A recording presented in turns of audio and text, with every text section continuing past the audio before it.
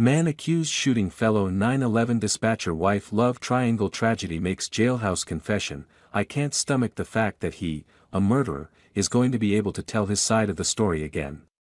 He killed her, she can't tell her story, the head of communications for the dispatch center said, a self-professed monster, who is behind bars on charges of shooting his wife dead over rape allegations, a workplace love triangle and an ongoing custody battle, has penned an emotional jailhouse confession, telling Fox News Digital that he will never forgive himself for letting the evil that got to him win.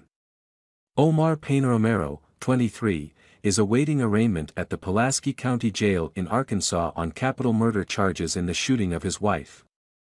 27-year-old Cassandra Payne Romero, he may not appear in court for another 2 or 3 months, per the Pulaski County Public Defender's Office, and has not been assigned a public defender. But rather than focusing on his legal defense, Payne Romero told Fox News Digital that he is more focused on the safety of his kid and his custody battle, clearing his conscience and letting people know why I did what I did.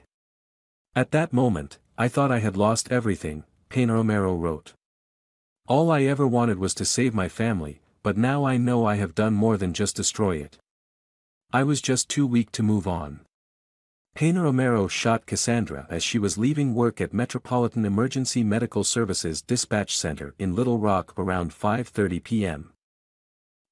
On August 19, per an arrest report obtained by Fox News Digital. 5 hours after shooting his wife, per a police report, Payne Romero was tracked down by Arkansas State Police with his gun in plain view.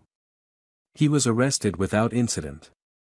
Previously, Payne Romero was also an employee at the Arkansas Dispatch Center but was suspended after his August 7 arrest for allegedly raping and assaulting Cassandra. Employees at MEMS had been debriefed and instructed not to allow their former co-worker onto MEMS property. Rebecca Tennille, head of communications at MEMS, told Fox News Digital that she couldn't stomach the fact that he, a murderer, is going to be able to tell his side of the story again. He killed her, she can't tell her story, Tennille said. Before she was shot, police said, Cassandra sent an SOS text to her co-workers, who rushed into the parking lot to find her bleeding. Alan Jurgen, Cassandra's lover, according to police documents and social media posts, was among the first to render her aid. When I turned her over in the parking lot, I knew I would never forget her eyes in that moment, Jurgen wrote in a Facebook post that in an earlier post. Jurgen said that people are not possessions, you only get to experience them for as long as they allow you to. Jurgen declined to comment for this story. 4 days after she was shot, Cassandra succumbed to her injuries. Her employer told Fox. Greg Thompson, executive director at MEMS, told Fox News Digital that Cassandra was a wonderful person and dedicated employee. She saved lives every day in her role as a MEMS dispatcher and continued to do so as an organ donor, he said in a statement. I know that saying sorry doesn't change anything, but I am, Payne Romero wrote in his confession. I always protected her and cared for her. We had never got into an argument before. I have never put my hands on her. I thought our life was perfect with great jobs, great love towards each other and having a beautiful son.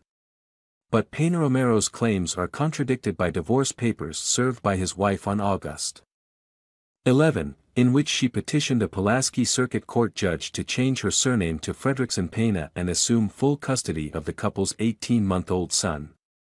She argued that Payne Romero was not a fit or proper person to have custody of the child, and had threatened her on several occasions. Payne Romero has threatened to take the minor child, steal an ambulance and flee. The defendant is a DACA recipient from Mexico, the filing reads.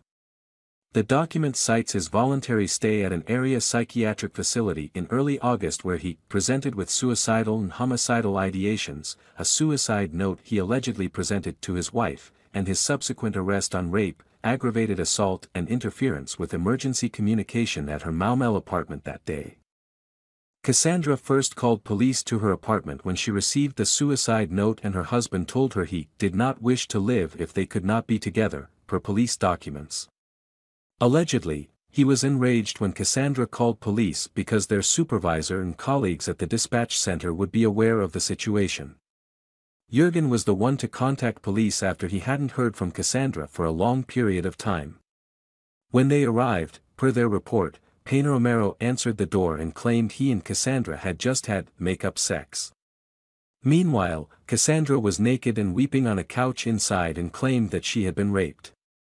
Although he was deemed a flight risk due to his Mexican citizenship and previous comments, a state district court judge set Pena Romero's bail at $75,000, which was paid by his family a week later. Pena Romero has confessed to killing his wife but maintained to Fox News Digital that Cassandra's rape accusation was false, lodged because she thought it would get him deported instantly.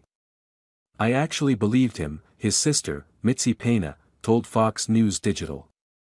"I couldn't believe it, and the only way I could talk to him was if I would bail him out. As his sister, I did."